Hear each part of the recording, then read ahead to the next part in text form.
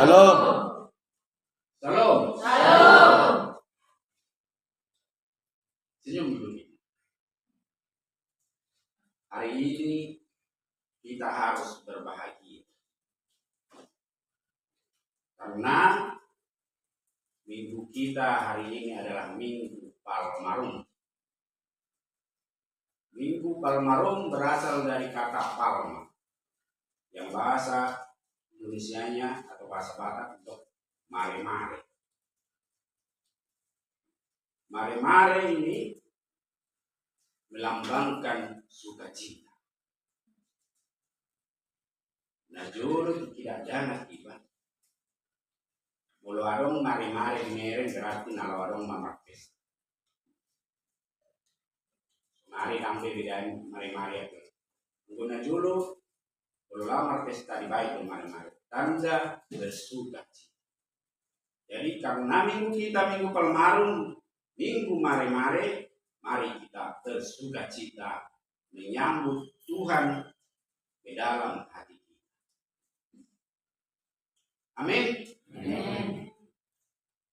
Minggu kita Minggu Palmarum sesuai tadi dengan epistel kita memperingati Tuhan Yesus memasuki kota Yerusalem. Dia dielukan sebagai Raja orang Israel. Hosana, Hosana, diberkatilah dia yang datang di dalam Tuhan. Itu tadi kita baca di episode kita. Dan itulah mengapa kita merayakan Minggu Palmarum dengan bersukacita. Amang pendeta, kenapa kita bersukacita? Padahal beberapa hari lagi kita akan bergabung. Beberapa hari lagi kita akan memperingati hari kematian Tuhan Yesus. Kenapa kita harus bersukacita? Kita bersukacita sekarang karena memang Tuhan Yesus bersedia mati untuk kita. Bersedia mati untuk menebus dosa kita. Itulah sebabnya kita bersukacita. Kita harus bersukacita karena dosa kita sudah diampuni. Seandainya Tuhan Yesus tidak bersedia datang ke Yerusalem untuk disalibkan, tentu kita belum terlepas dari dosa. Itu sebabnya untuk mengenang kebaikan Tuhan. Kebaikan Tuhan kita Yesus yang datang untuk menebus dosa kita. Terlebih di Minggu Palmarum ini. Dia datang sebagai Raja. Raja kedamaian.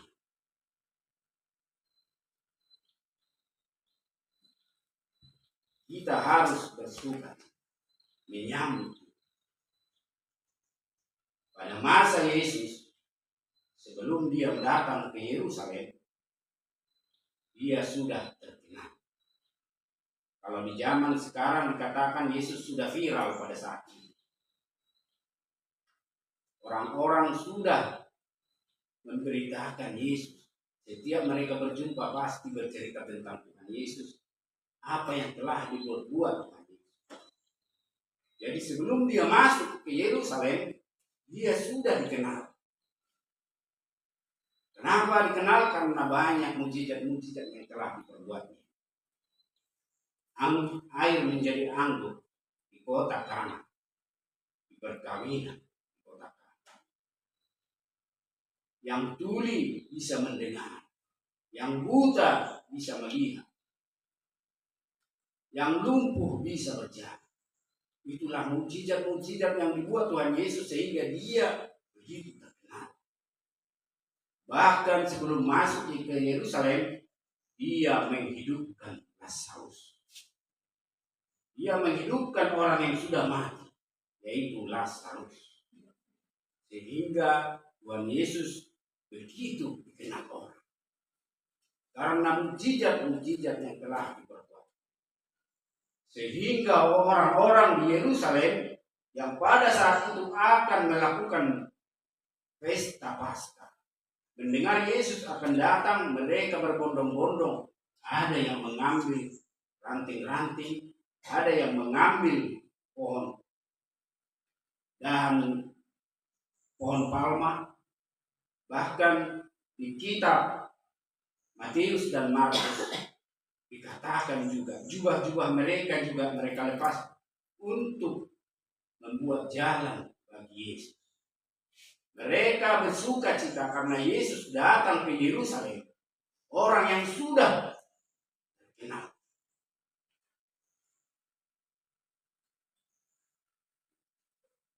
Dan mereka membuat apa aja yang ada pada mereka untuk menyambut Tuhan Yesus.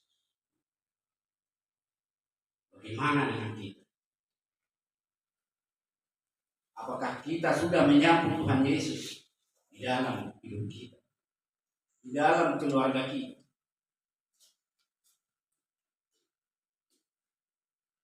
Bagaimana kita menyambut Tuhan Yesus? Seperti orang-orang Yerusalem tadi, mereka mengambil apa yang ada, bahkan daun-daun mereka ambil untuk memuji Tuhan Yesus. Kita ditanya melalui minggu kita, apa yang sudah kita berikan kepada Yesus agar datang ke dalam hati? Apakah kita sudah membuat yang terbaik? Lunga kabahin meninggal, on rajat tanah roh Tuhan. Sedangkan hula-hula moloro itu bisa teman. Tapi satu malang itu bepas-pas ini. Ini Tuhan kita sendiri yang memberikan kita keselamatan, yang memberikan kita kehidupan. Bagaimana kita menyambut? Tak rasa bola langit. Bilang itu beliau untuk kita. Mati ke pas-pas.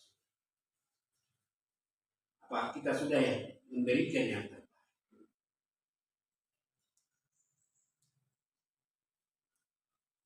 Sebab itulah topik minggu kita mengatakan mengakui kekuasaan. Lewat ma hormaton debat. Bagaimana kita mengakui kekuasaan Allah? Berarti kita harus mengakui Dia di dalam hidup kita. Nah, guru debat. Bana do nama palang. Bana do nama pasuli nang kita begitu. Jadi ikon do lehanota hormat do. Dan asa hormat di bana kalian hormat. Bukan karena kita memberikan rasa hormat agar Tuhan hormat, tidak. Karena memang Tuhan sudah hormat. Bunga hormat di batai itu bana ikon hormat.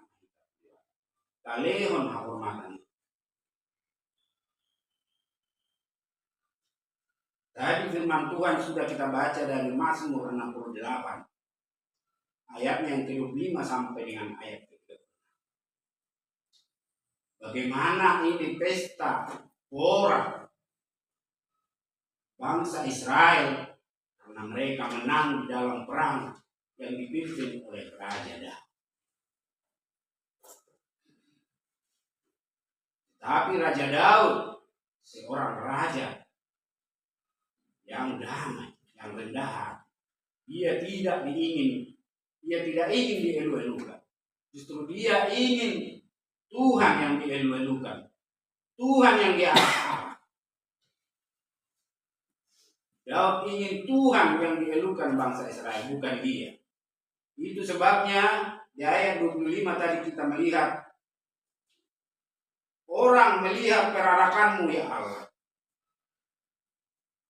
Artinya bangsa itu memperarak Allah melalui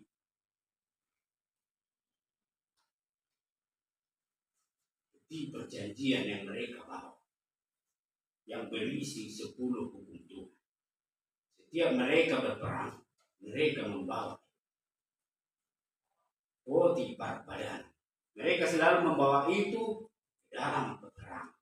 Dan mereka selalu menang di dalam peperangan kalau Allah ada bersama mereka. Itu sebabnya mereka kembali ke Yerusalem merayakan kemenangan dengan mengarakkan peti perjanjian.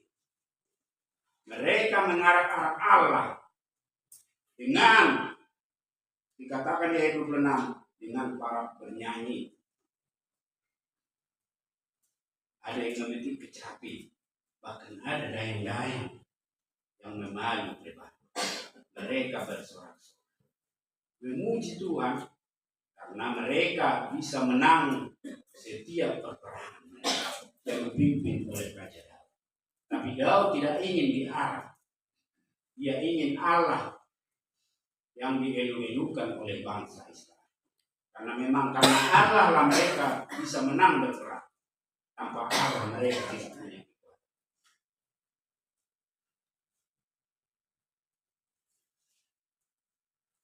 Bahkan mereka mengatakan kepada Tuhan agar Tuhan menghardik binatang-binatang di tepi laut. Maksudnya agar Tuhan melalui bangsa Israel menghardik semua bangsa-bangsa yang ingin menghancurkan bangsa Israel. Bahkan dikatakan agar Mesir juga tunduk kepada mereka. Ethiopia juga agar datang ke Yerusalem untuk memuji Tuhan.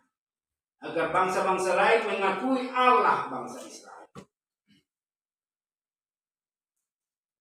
Karena memang Allah Israel, penjaga Israel adalah Allah. Tuhanlah penjaga Israel yang tidak pernah terlelap, yang tidak pernah tidur, yang membawa mereka keluar dari Mesir sampai ke tanah Kanaan,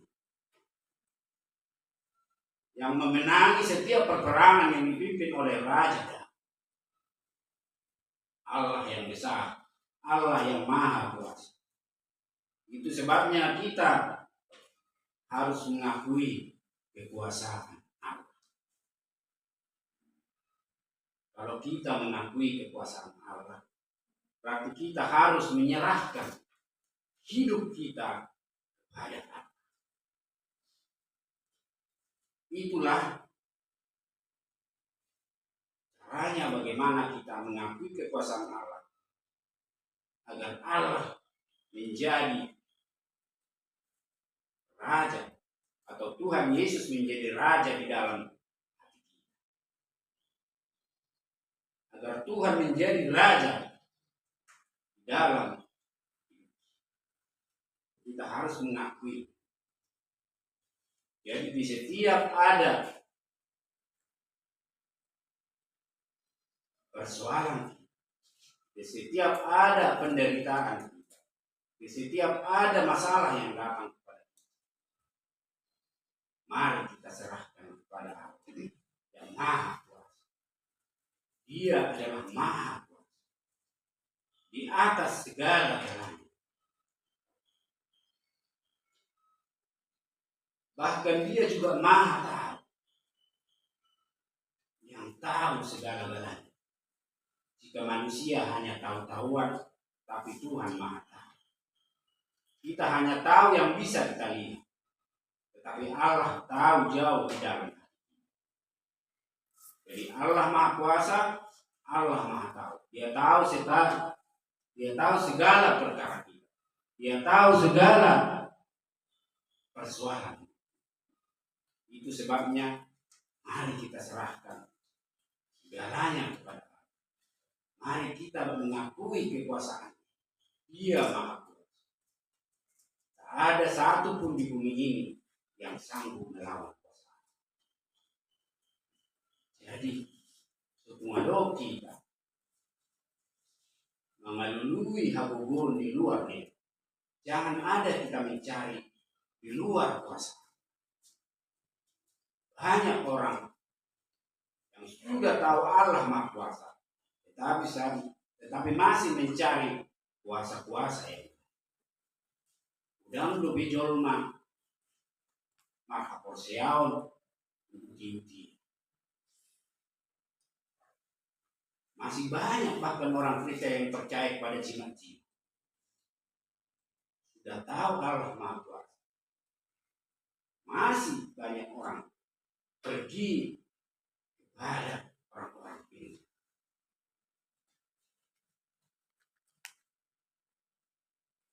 Kekuasaan Allah itu melebihi semua.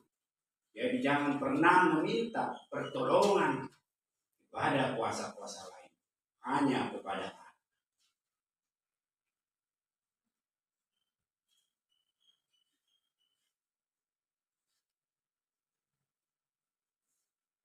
Dalam Mazmur yang sudah kita baca tadi, kita melihat bagaimana Tuhan memberikan pertolongan dan perlindungan kepada Daud.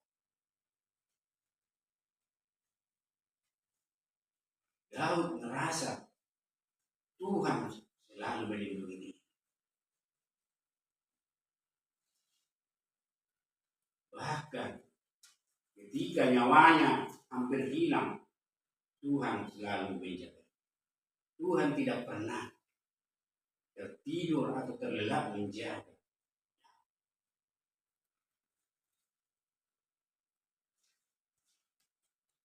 Itu sebabnya Allah adalah sumber keselamatan Daud dan juga sumber keselamatan. Jaminan keselamatan kita bukan hanya keselamatan di bumi, tapi keselamatan kita, yaitu surga yang akan diberikan. Jemaat yang terkasih, apalagi yang bisa kita lihat di dalam minggu kita ini? Jika kita lihat tadi di epistel kita bagaimana bangsa Israel, orang-orang Yahudi, orang-orang Yerusalem mengeluhkan Tuhan kita Yesus Kristus. Hosana, Hosana, terpujilah yang datang di dalam Tuhan. Tetapi mereka juga gagal paham siapa Tuhan Yesus. Mereka gagal paham siapa Tuhan Yesus.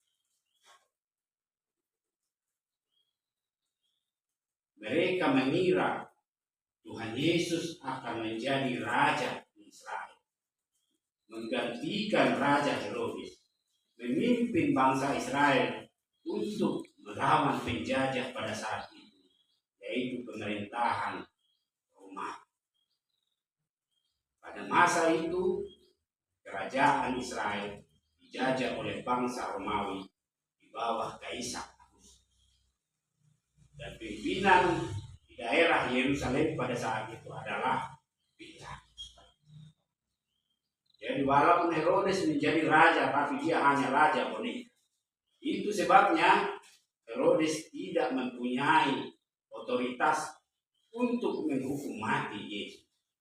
Sehingga dia memberikan Yesus kepada Pilatus.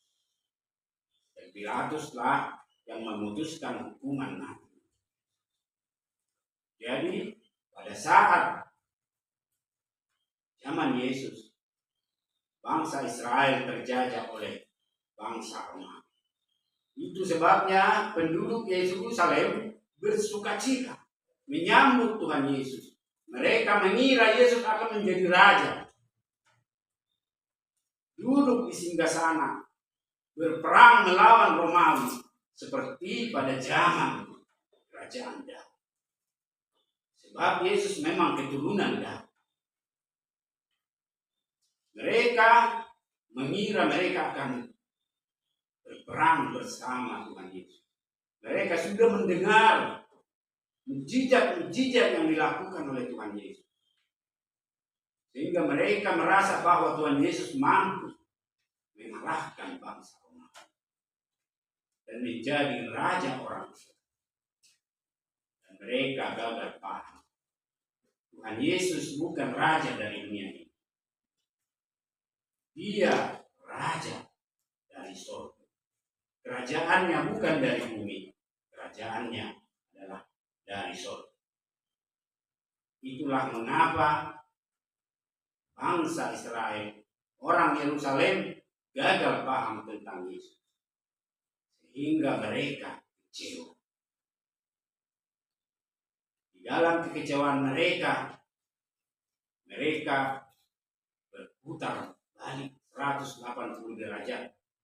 Yang tadinya memuji, sekarang menjadi memuji. Salibkan dia. Yang tadi sorak kuat hosana, sekarang sorak itu menjadi salibkan dia. Karena mereka gagal, Pak. Hati manusia cepat sekali berubah. Hanya beberapa hari. Kalau sekarang dikatakan hosana, hari Jumat dikatakan salibkan. Karena mereka gagal paham siapa Yesus. Mereka tidak tahu kerajaan Yesus itu bukan dari dunia, tapi dari surga. Kita juga jangan seperti orang-orang Yerusalem gagal paham tentang Tuhan Yesus. Artinya, jika kita memohon kepada Tuhan, apa yang perlu di dalam hidup kita, hanya kebutuhan materi kita akan kecewa. Moloholan keperluan di Portiviodo kita maju Tuhan Yesus, kita akan kecewa. Alaibana dan sian Portiviodo. Dia bukan raja dari dunia ini. Sehingga jika kita meminta kepadanya tentang harta dunia, kita akan kecewa. Kita tidak akan kecewa. Tapi jika kita benar-benar tahu dia, siapa Tuhan kita Yesus, kita akan bersuka. Lebih dari apa yang di dunia ini diberikan. Ileo do kita sudah lo bisian narong di Portugal. Mai surgo sonang. Amuluan salilin milim. Itu yang diberikan Tuhan Yesus. Ido nari yang nabi. Dan pula doja kita menjawab itu harta anggap soal harta. Alai nang fesomoni. Molo talului tong harajau di bata. Nale honon nado. Artinya jangan lakukan kerjaan Allah. Maka semuanya akan ditambah. Justru kita sering terbalik. Jodoh kita nak terbalik. Jolo talului ordengi asa tak puji dia. Jolo talului ordengi asa asok. Inilah yang sering salah. Artinya carilah dulu. Dului Maharaja Omnide Bata. Nalehonon naro ordengi. Percaya. Sedangkan surga diberikan kepada kita. Apalah harta dunia ini di hadapan kita. Jadi kita jangan gagal paham kepada Tuhan Yesus agar kita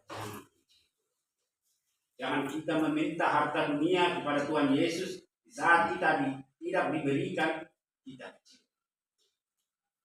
Tapi lebih daripada itu Tuhan memberikan kepada kita kerajaan. Surgui dunia. Makite hama matena ni au dinosima. Dobu sita makite mudarna harga. Asa unang hamatea be ujung di dalam di panguluan. Alai surgo asonangani sabulo. Amin. Kita bernyanyi, ku berbahagia.